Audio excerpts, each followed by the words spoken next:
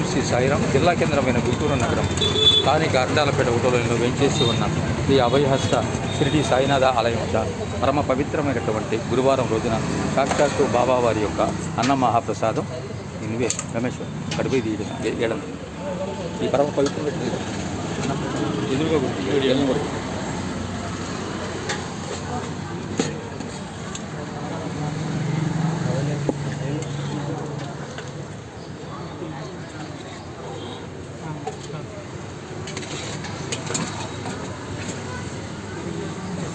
గ్లాసులు డస్ట్బిన్ లేండి అయ్యా.